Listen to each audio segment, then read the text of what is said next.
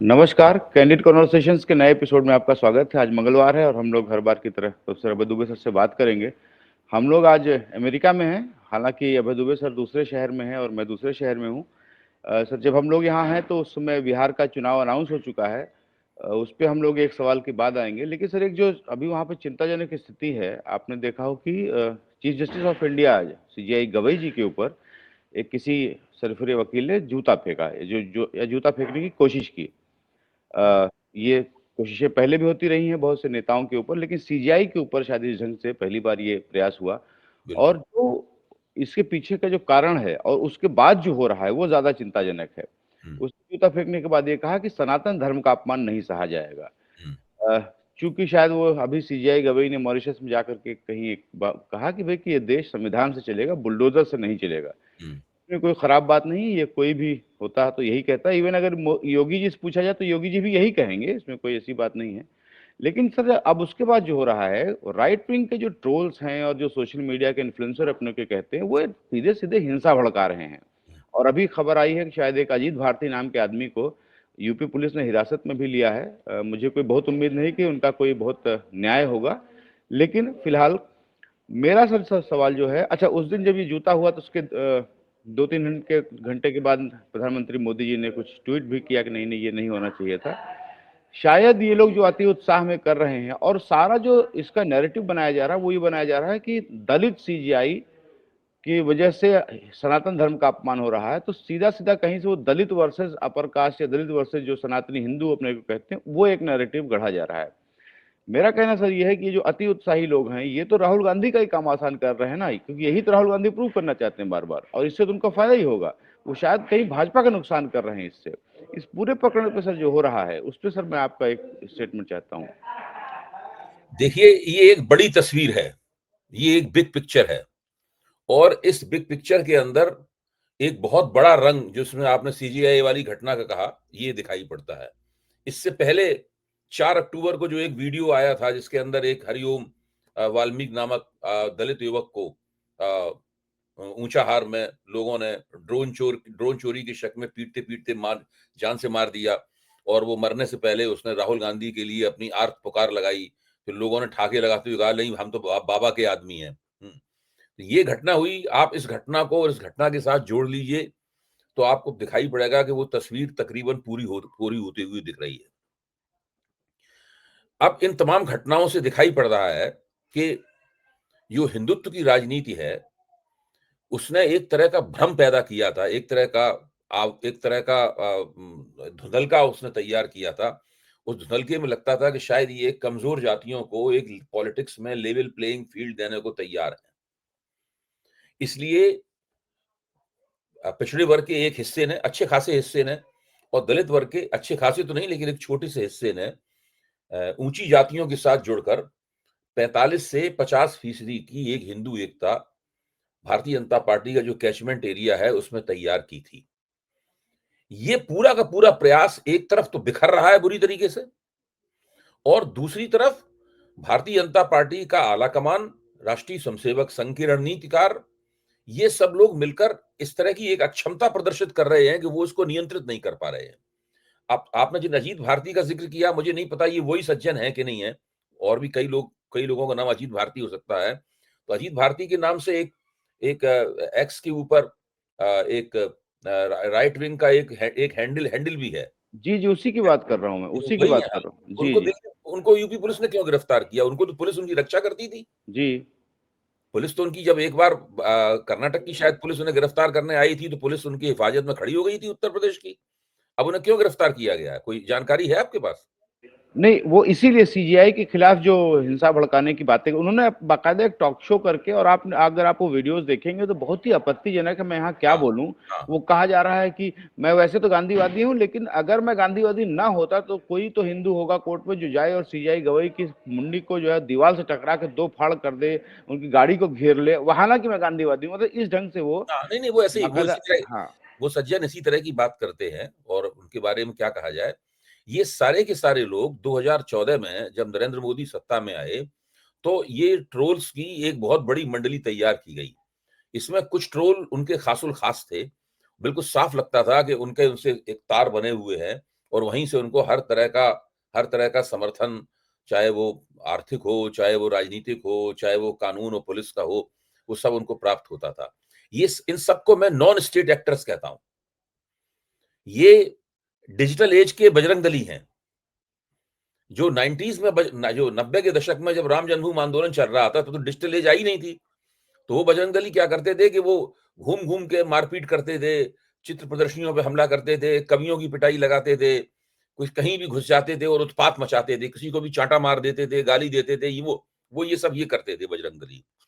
ये digital age के बजरंग दली हैं जो अपने घरों में बैठे रहते हैं और सोशल मीडिया का सहारा लेकर वही काम करते हैं जो वो करते हैं। अब इन डिजिटल एज के बजरंग दलियों को आपने एक बार बेलगाम तो कर दिया। अब बेलगाम करने के बाद में उनको आप जब चाहें तब उनको नियंत्रित नहीं कर सकते और हर बार वो आपके निर्देश पे नहीं चलेंगे।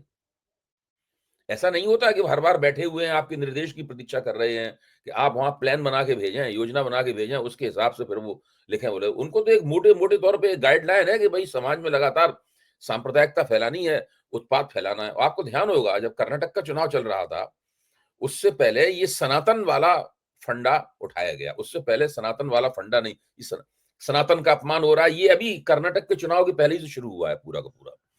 और इस चीज को योगी आदित्यनाथ ने बहुत जोरदारी के साथ पकड़ा, सभी ने पकड़ा। नरेंद्र मोदी भी वही बोलते लिखते करते हैं। लगता है राष्ट्रीय स्वयंसेवक संघ की तरफ से तैयार करके ये पूरी रणनीति बनाई गई है। तो धीरे धीरे क्या होता है कि आप ये लोग जो इस तरह की लोग और ताकतें होती हैं, ये अपने ही बनाए हुए जाल में फंसती चली जाती हैं। अब क्योंकि जो भारत के सुप्रीम कोर्ट के मुख्य न्यायाधीश हैं, वो दलित हैं और एक विख्यात और प्रतिष्ठित दलित परिवार से उनका नाता है उनका। तो उनके उनके साथ ये जो सलूक किया जा रहा है, ये सलूक और उस सलूक करने वाले कौन है सब लोग जानते हैं कि उनके तार किनसे जुड़े हुए हैं, वो किस विचारधारा के हैं। सनातन नाम का मतलब ही है कि आप राष्ट्र, जब सनातन की बात राजनीति में उठाई जाती है, वैसे तो हम सब लोग सनातन धर्मी हैं, सनातन धर्म के दायरे में आते हैं, लेकिन जब राजनीति में ये बात उठाई जाती है तो सीधा मतलब हो जाता है कि ये राष्ट्रीय स्वयंसेवक संघ की कतारों से कहीं ना कहीं जुड़ा होगा, ये भाजपा की कतारों से कहीं ना कहीं जुड़ा होगा, ये किसी संगठन से कहीं ना कहीं जुड़े होगा, ये तो विद्यार्थी परिषद के होंगे या बजरंग दल के होंगे, यही सब बातें निकल के आती हैं। तो बिल्कुल स्पष्ट हो जाता है कि भारतीय जनता पार्टी अपनी मूल परिभाषा में, अपने मर्म में इस वक्त भी, इतने दिनों बाद भी ब्राह्मण बनिया पार्टी ही है। इससे भी पता लगता है कि जो 1974 में बाला साहब देवरस ने जो वसंत व्याख्यान माला में पुणे की व्याख्यान देके जो एक रणनीति लोगों के सामने पेश की थी कि आप कमजोर जातियों को अपने साथ जोड़िए, उनके बीच में काम कीजिए, वो भी दरअसल एक तरह का आवरण ही था। क्योंकि 74 से लेके कितना समय हो गया, कितने वर्ष हो गए हैं? नहीं, 50 साल से ज्यादा हो गए, 26 साल वो हो गए और 25 साल ये हो गए। 50 वर्ष से बाला साहब देवरस द्वारा बनाई गई रणनीति पर काम करते रहने के बावजूद भी अंततः अंदर से वही ब्राह्मण बनियापन निकल के आ जाता है सामने। और बजाय इसके कि भाजपा वाले इस बात पर गर्व करें और ढोल मजीरा लेके इसका भजन गाएं कि इस देश का मुख्य न्यायाधीश एक दलित है और वो कोई ऐसे रिजर्वेशन के जरिए नहीं बना, और कितने कितने सक्षम वो न्यायाधीश हैं, ये भी सब सामने स्पष्ट है। और उसके ऊपर सनातन के सवाल को लेकर जूता फेंका जा रहा है। तो ये तो बहुत, अब ये उस मुकाम पे ये लोग पहुंच गए हैं जहां पे इन लोगों को दोबारा अपने आप को, अगर कुछ भारतीय राजनीति में कुछ नया करना चाहते हैं तो फिर से इन्हें अपने आप को री इन्वेंट करना पड़ेगा। एक बार री इन्वेंशन इन्होंने किया था। मैं ये मानता हूं कि बाला साहब देवरस ने जो भाषण दिया था और उत्तर प्रदेश में इन्होंने जो अपना सामाजिक गठजोड़ बनाया, वो उसी का सिलसिला था। यानी करीब 40-45 साल की प्रक्रिया है जिसका संचित परिणाम आपको दिखाई पड़ता है कि आप उत्तर भारत के अंदर एक अच्छी खासी चुनाव जीतने लायक हिंदू एकता कायम कर पाए। ये वही सिलसिला था। उससे पहले आप दीनदयाल उपाध्याय द्वारा की गई सोशल इंजीनियरिंग को भी इसमें जोड़ लीजिए। आज स्थिति यह है कि इन लोगों के ही की उग्र राजनीतिक विचारधारा के कारण वो पूरा सिलसिला दरक गया है और बिखरता हुआ नजर आ रहा है। अब इन लोगों को दोबारा री इन्वेंट करना पड़ेगा, लेकिन लगातार सत्ता में बने रहने की वजह से इनमें आपस में जूतम पैजार बहुत है। जी कोई नहीं जानता है कि कौन किसके गुट में है। जी अब नहीं, मैं योगी सर ये आदित्यनाथ को संभालना इनके लिए नामुमकिन है, इनके लिए। जी, मैं सर ये सोच रहा था कि जब भी कांग्रेस वाले मिलते थे, तो एक बात कहते थे कि यार ये धर्म को इतना ज़्यादा इन्होंने हाइप कर रखा है कि धर्म की काट क्या है? हुँ, तो ये होता था कि धर्म की काट जात है।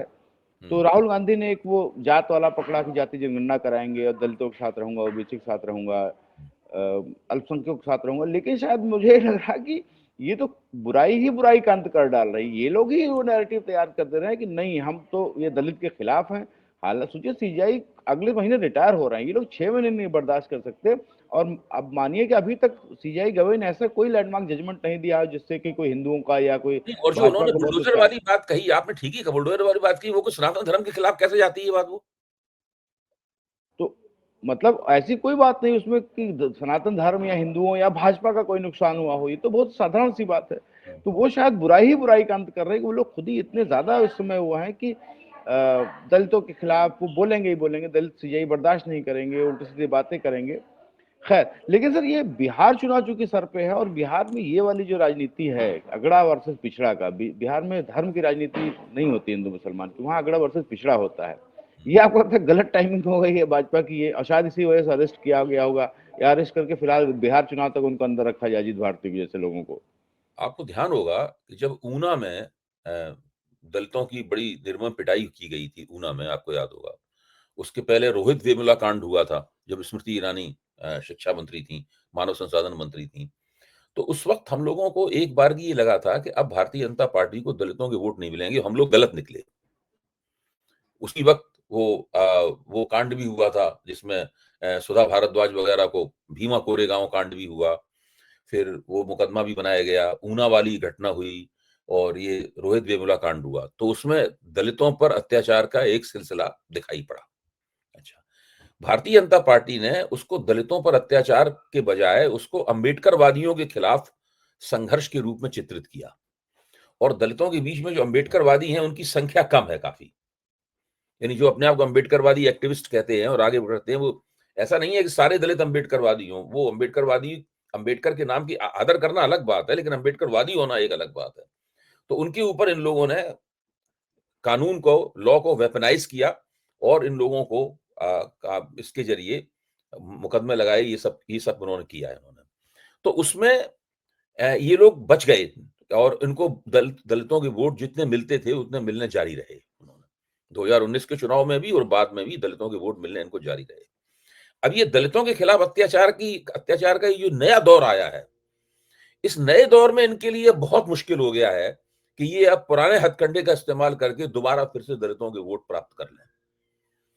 मुझे लगता है कि इन घटनाओं ने तकरीबन सुनिश्चित कर दिया है कि इस बार भारतीय जनता पार्टी की जो हिंदू एकता उन्होंने, हिंदू राजनीतिक एकता में सही-सही बोलना चाहिए मुझे, हिंदू एकता नहीं, हिंदू राजनीतिक एकता जो बनाई थी, वो राजनीतिक एकता अब इनकी बिखर गई है।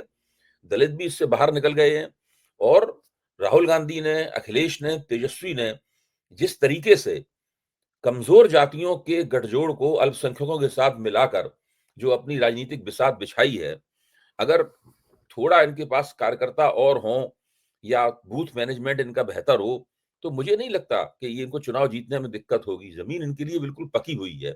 अब इनकी राजनीतिक कुशलता, सांगठनिक क्षमता के ऊपर निर्भर करता है, कितने संसाधन संपन्न हैं ये, कितने रिसोर्सेज़ हैं इनके पास, इस सब पे निर्भर करता है कि ये चुनाव कैसे जीतते हैं।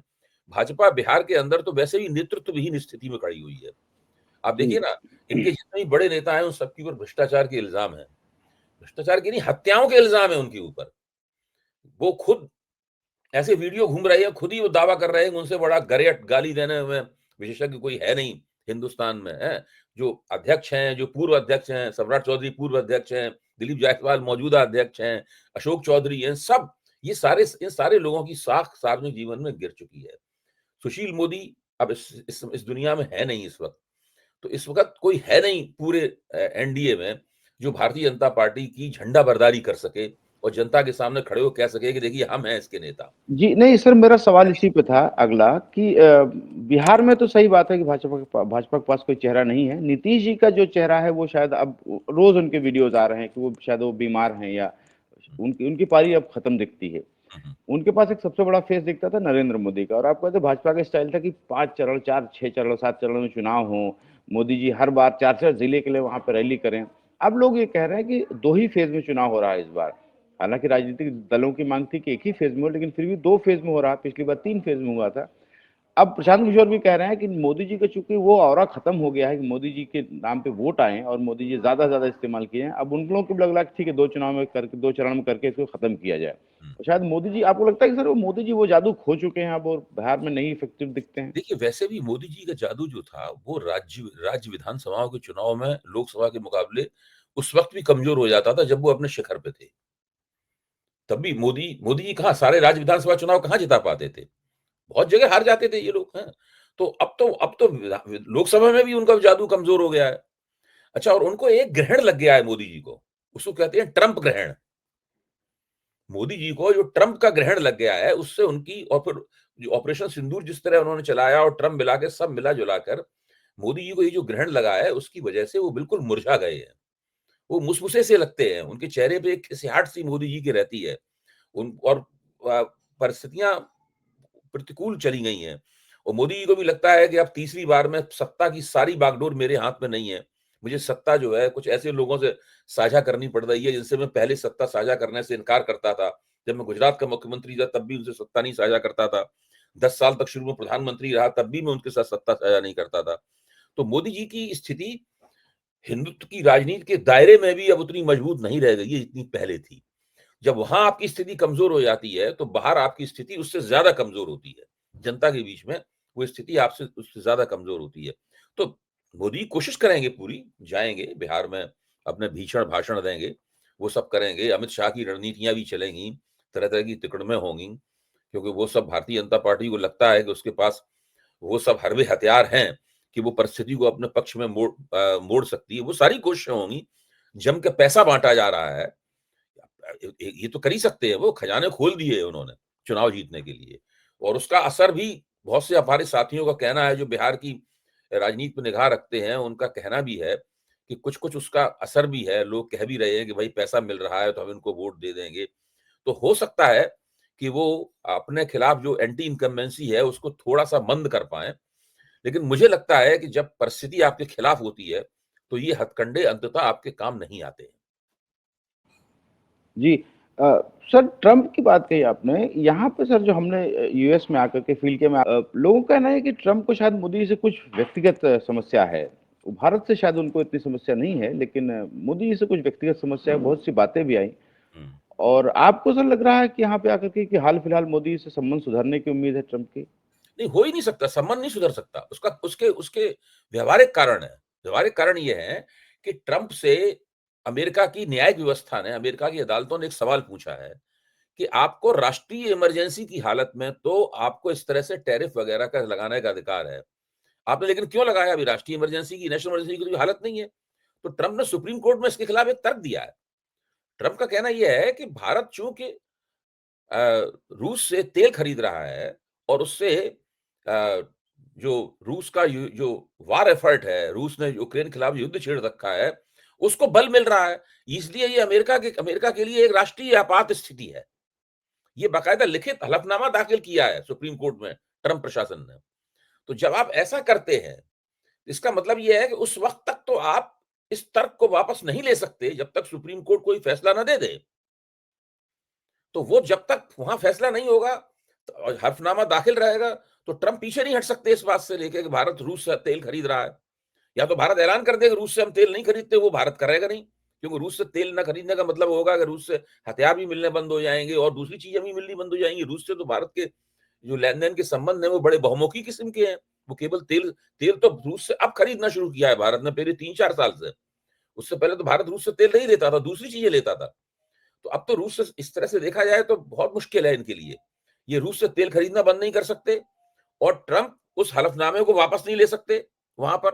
तो ये परिस्थिति ऐसी है, इसमें ट्रंप लगातार ये कहते रहेंगे कि ये जो मोदी वार है, ये ट्रंप प्रशासन के अंदर आप देखिए, आप यहाँ अमेरिका में मैंने सुना है लोगों से कहते हुए, ऐसे लोग जो कि ट्रंप प्रशासन की जानकारी रखते हैं, उन्होंने कहता है ट्रंप प्रशासन के भीतर ही वो जो रूस रूस और यूक्रेन का युद्ध है उसको मोदी वार के तौर पर पेश किया जा रहा है कि मोदी की वजह से ये वार जो है वो पुतिन चला चला पा रहे हैं। तो वो तो नहीं होगा। अभी ऐसी परिस्थिति बनेगी, भारत के ऊपर जो दंड स्वरूप 25% टैरिफ लगाए हैं वो टैरिफ भी जारी रहेंगे और वो मुश्किलें भारत अमेरिका संबंधों में अभी लंबे अरसे तक चलने वाली हैं। इसके बारे में जो कुछ भी बातें कही जाती हैं, सब उड़ाई गई बातें हैं। मुझे नहीं लगता कि ट्रंप अपना कदम वापस खींचेंगे, क्योंकि ट्रंप कदम वापस खींचने का मतलब ये होगा कि ट्रंप की अमेरिका के अंदर हैसियत गिर जाएगी और उन्हें टैरिफ हटाने पड़े अगर तो। तो आज के लिए सर इतना ही रहेगा, लेकिन मैं दर्शकों को इतना कह सकता हूँ, हम लोग यूएस आए हैं ये फील लेने के लिए कि ट्रंप के बारे में यहाँ क्या सोचते हैं लोग। जितने कंफ्यूज हम लोग हैं उनके बारे में, उतने ही ट्रंप यहाँ, उतने ही कंफ्यूज यहाँ के बारे में है लोग। उनको भी पता नहीं कि वो क्यों कर रहे हैं, वो इसमें थोड़ा। ज्ञानेश एक छोटी-सी बात ये है, जोड़ दूँ जी, जी, कार्यक्रम खत्म होने से पहले, जी, कि मेरे ख्याल से इसमें अब ज़्यादा भ्रम की स्थिति बची नहीं है। शुरू में भ्रम की स्थिति थी। अब बातें बिल्कुल स्पष्ट हो गई हैं। ट्रंप, आपने बिल्कुल ठीक कहा, ट्रंप मोदी जी से थोड़े बहुत नहीं, अंदर से सख्त नाराज़ हैं।